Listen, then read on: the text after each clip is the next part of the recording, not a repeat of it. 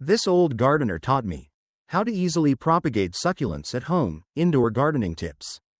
Hello, dear friends and fellow green thumbs.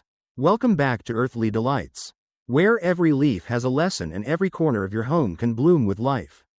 If you've ever caught yourself staring at your windowsill, wondering why your succulent looks tired, stretched, or just off balance, then this video is for you. Maybe you're someone who lives in a city apartment with only a sliver of sunlight. Maybe you've got a tiny backyard and big dreams. Or maybe, like many of us, you're just trying to feel closer to nature, without needing acres of land or expensive tools. You care deeply about your plants. You talk to them. You worry when a leaf yellows. You celebrate every tiny sprout like it's a miracle. And let me tell you, it is. Today, I'm sharing a story and a method taught to me by an old gardener whose succulents seem to live forever. It's not just about technique, it's about trust, patience, and learning how to begin again. So grab your favorite mug of tea, settle into your favorite cozy spot, and let's grow something beautiful together. If you're new here and you love all things green and grounding, don't forget to subscribe and turn on notifications. Let's keep your garden and your spirit growing strong. Herb 1. Understanding when to propagate. The plant's whisper. You see, every plant has a rhythm. It doesn't speak in words, but in shape, color, and energy. And if you've been tending to your echeveria or other succulents indoors, there will come a moment when it starts to look different. Not sick, necessarily, but out of balance. Its once neat, tight rosette begins to stretch. The lower leaves start to dry and drop, and its elegant form becomes a little wobbly, even awkward. That's the plant whispering to you. It's not giving up, it's not failing, it's simply inviting you to begin again. I still remember the first time I noticed this with one of my own. I had a beautiful rosette growing on my windowsill, and over time, it had grown tall and leaned to one side, its base exposed like the bare stem of a wilting rose. I thought I'd done something wrong.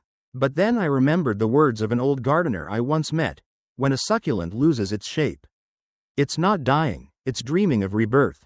So how do you know when it's time to step in? The signs are always gentle, never dramatic. The lower leaves dry up slowly. The stem becomes more visible, elongated, a little top-heavy, and the plant, once so compact, begins to lose its symmetry. This is your moment, not to panic, but to participate, to become part of the plant's journey. Because propagation, at its heart, isn't just a gardening technique, it's an act of trust. You're saying to the plant, I see you're ready to change, and I'm ready to help. So if your plant is whispering to you now, lean in close. Don't rush, don't worry, just know something beautiful is about to begin. 2.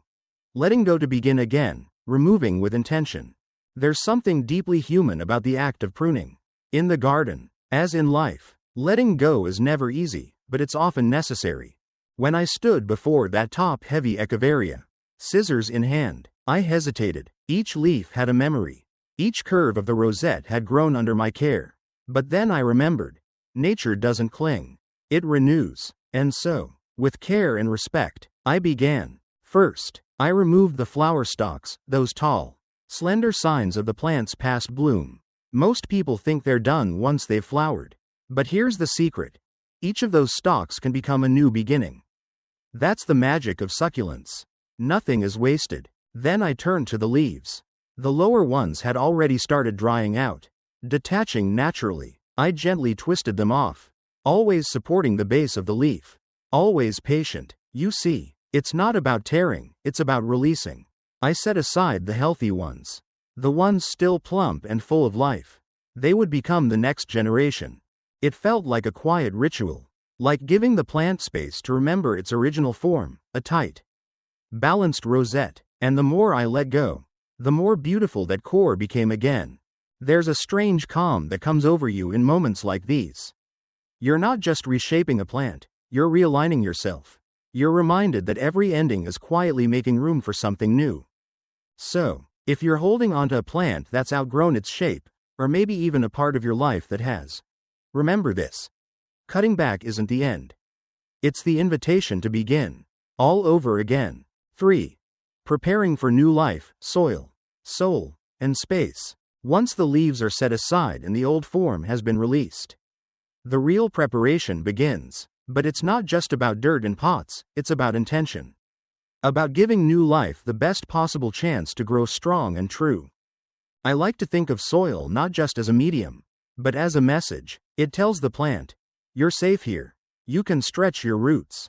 You can begin again. For succulents, especially those propagated from leaves, the soil needs to strike a delicate balance. Too heavy, and it suffocates. Too loose, and it won't nourish. That's why I always mix 3 simple, powerful components: perlite, potting soil, and volcanic rock or zeolite. Perlite keeps things light. It creates tiny air pockets where roots can breathe. Potting soil gives the essential nutrients. Think of it as the heart of the mix. And the volcanic rock? That's your structure. It drains excess water, strengthens the base, and mimics the rocky landscapes many succulents come from. Mixing them together is like preparing a sacred space. Your hands move through the earth, and something shifts. You're no longer just a gardener. You're a guide for something small and silent that's about to awaken. Here's a little trick I've learned over the years. I sprinkle a bit of ground cinnamon into the soil. It's a natural antifungal, but more than that, it feels like a blessing.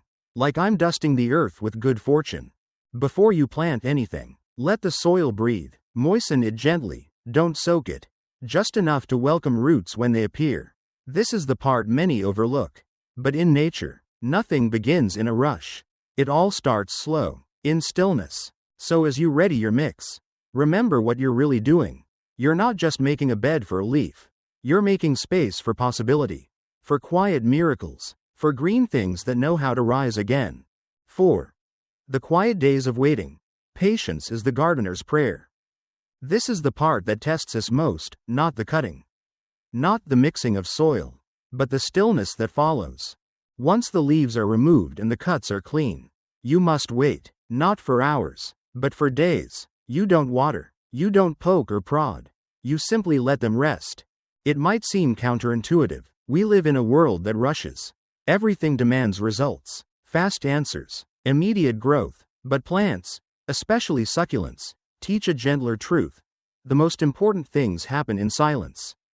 You see, if you plant those leaves too soon, while the cuts are still fresh, you risk rot. But if you wait, just long enough for the wounds to seal and the edges to callus over, you give your little leaf a fighting chance. It's like scar tissue forming, a kind of natural armor, soft and strong at once. I usually place mine on a clean, dry tray, out of direct sunlight but still somewhere bright and warm. Somewhere peaceful. It becomes more than just a waiting area, it becomes a kind of altar. A place where patience meets possibility. And as you check on them each day, not obsessively, but with quiet curiosity, you start to feel something shift. Not just in the plant, but in yourself. You begin to slow down. You notice more. You breathe deeper. There's a kind of trust that grows here. Trust that something is happening beneath the surface. That the leaf knows what to do, even if you don't see it yet. So in these quiet days, I encourage you to embrace the pause. Let it teach you. Let it remind you that growth is not always loud, and healing is rarely instant. Sometimes, the most powerful thing you can do is simply to wait. 5. Propagation ritual. How new life takes root. And then, one morning, it's time. The edges of your succulent leaves are dry, a little crisp. The wound has sealed. The air has done its quiet work. Now, what once felt like an ending is ready to become a beginning. This is the moment we begin the ritual of propagation, not just planting, but inviting. You don't bury the leaf. You don't force it into the soil. You place it, gently, softly, like setting down a story that's not yet finished. I like to use a shallow dish, filled with the soil we prepared earlier. It doesn't need to be fancy. It doesn't even need drainage holes, though they help. What it does need is breathability, soil that welcomes, not suffocates. Lay each leaf flat on the surface, cut side up, exposed to the light, and that's it. No pushing, no watering yet, just let them rest. Again, it's a delicate moment, this quiet layering of potential. And though your hands may do the placing, the leaf does the real work. Inside, without fuss, it begins sending out a thread, a root, thin as a whisper. searching for something to hold on to. Over the next days and weeks, you'll begin to see magic happen. Not all at once. Some leaves will root quickly, others slowly, some may not root at all. And that's okay. Nature isn't about perfection, it's about participation. I often find myself returning to the dish like a parent checking on sleeping children. There's awe in the waiting. You might notice tiny pink roots one day, a bump of green the next, a baby forming at the tip like a secret finally ready to speak. This is how new life takes root, not with noise, not with certainty, but with quiet persistence. So place your leaves with care, check them with love, and let this gentle ritual remind you that what looks like the smallest act can become the start of something extraordinary. 6. Watching the magic happen. 3 months later. Time passes differently when you're nurturing something. Days stretch, yet suddenly it's weeks later. And then, almost without realizing it, you look down and see them, tiny rosettes, pale green and blushing at the tips, like shy little suns unfolding. 3 months. That's how long it took for the first baby echeverias to appear in my propagation dish. Just leaves once, resting silently. Now, each one is a quiet celebration of patience well placed. And the roots, delicate, white, and reaching, they tell a story of persistence, of life moving forward even when we can't see it. The parent leaf begins to wither, its energy passed down to the child. That's the way of succulents. They give everything for new growth, holding nothing back. When this moment comes, it's time to transition, not rush, but prepare. These babies are still fragile. They've rooted, yes, but they haven't yet anchored. So your touch must be softer than ever. Choose small containers, something shallow and gentle. I sometimes use bonsai pots. There's something poetic about placing a newborn rosette in a pot made for ancient trees. Add just a bit of moistened soil, never wet, only lightly damp, and cradle each baby in its new home, supporting it at the base like a gem in a setting. As you work, you'll realize this isn't just gardening. It's devotion, it's presence. You're tending to life in its most innocent form. And whether you're on your 10th propagation or your first, this feeling never gets old.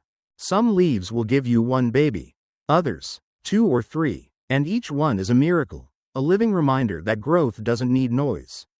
Just light, love, and time. So breathe it in. This is the reward for your care, your waiting, your belief. These little rosettes are more than plants. They're proof that with just a little help, life always finds a way. 7. Potting with purpose, planting like you mean it. Now that the baby succulents are ready to leave the nest, it's time to give them a space to truly call their own. This is the part many rush through, but don't. Because how you plant them now shapes how they'll thrive later. I always begin with the pot. Not just any pot, the right pot. It should feel like a vessel with intention. For succulents, drainage is everything. Without it, roots sit in still water and begin to decay. So choose a pot with holes at the bottom. If it's beautiful but solid, line the base with stones or clay pellets to help water flow. Next comes the soil, and this is where your care shines through. Remember that same mix we made earlier? That airy, balanced blend of potting soil, perlite, and zeolite or lava rock.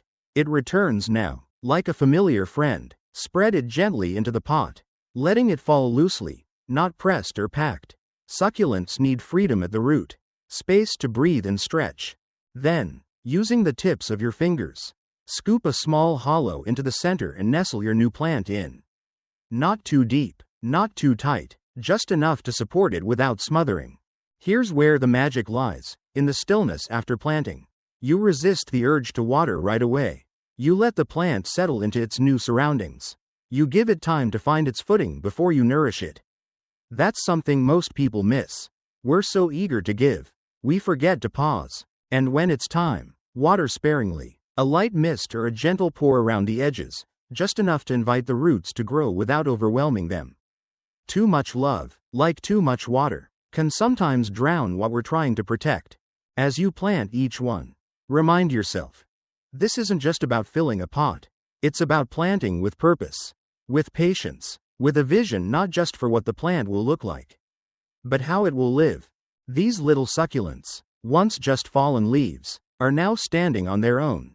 And with your help, they'll become part of something even greater, a corner of your home. A chapter in your journey.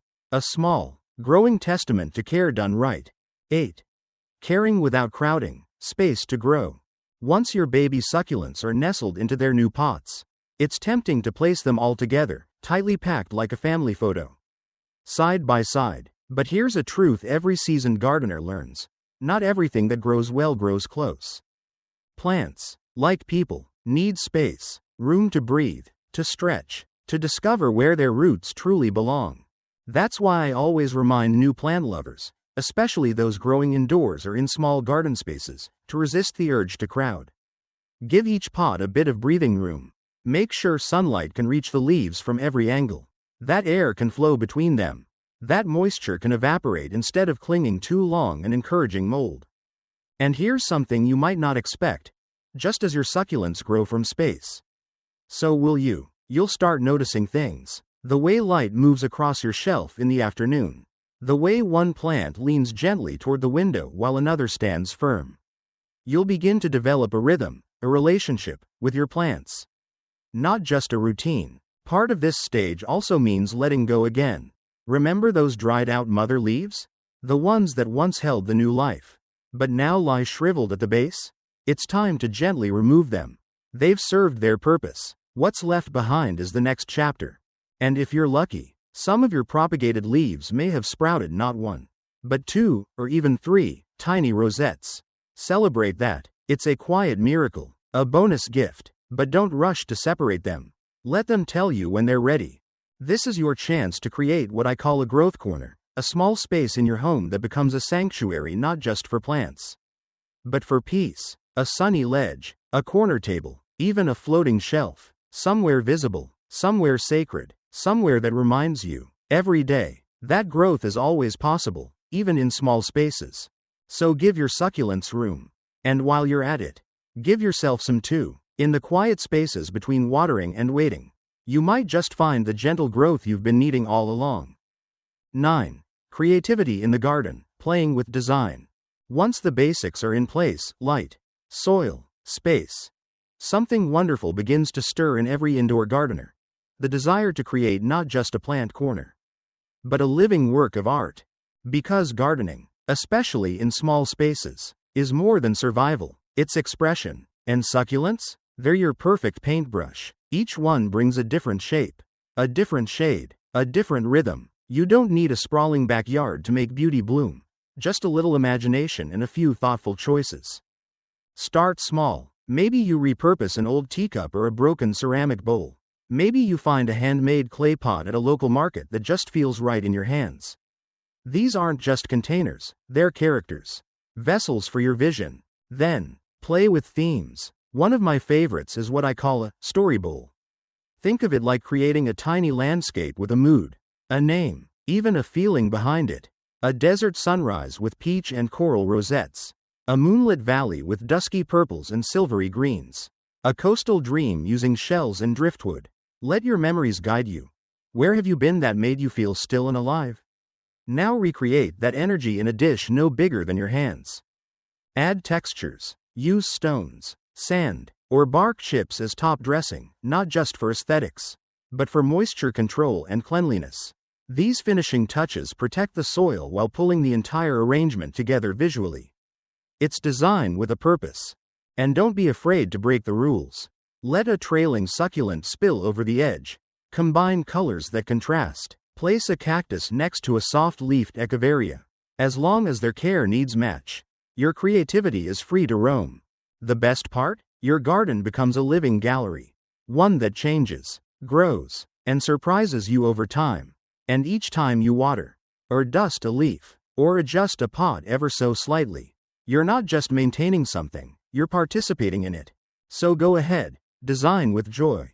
Let your shelves be stories. Let your pots be poetry. And let the simple act of arranging plants remind you that your hands were always meant to shape beauty. Final reflection. What succulents teach us about life. And now, as you stand back and look at what you've created, maybe just one tiny pot, or perhaps a windowsill full of life, you begin to realize this was never just about plants. Succulents are quiet teachers. They don't demand attention with vibrant blooms or dramatic growth. They thrive in places others can't. They conserve their energy. They know when to rest, when to grow, and when to simply be. And if you've followed their rhythm, even for a little while, you've probably felt something shift within yourself too. They've taught you patience. That real change takes time. That roots form long before anyone sees the bloom. That not every leaf will thrive. And that's okay, because each one gave something along the way. They've taught you trust. That if you give the right conditions, light, air, space, something beautiful will emerge, even from the quietest beginnings. And they've taught you resilience. That even when things seem dried out or off balance, there's a way forward. That letting go isn't the end, it's how the next life begins. In this fast, noisy world, where everything pulls at our attention and hurries us along, these small plants invite us to slow down, to notice, to nurture, and to grow, not by forcing, but by aligning with something older and wiser than ourselves. So wherever you are right now, whether on a balcony in the city, beside a farmhouse window, or simply scrolling through your dreams of green, know this: you don't need a perfect garden to feel connected. Just a single leaf, just a little love, just the willingness to begin. Thank you for joining me today, here at Earthly Delights. If this journey inspired you, I invite you to like, share, and subscribe, so we can keep growing together, one peaceful pot at a time. Until next time, keep your hands in the soil, and your heart in the sun.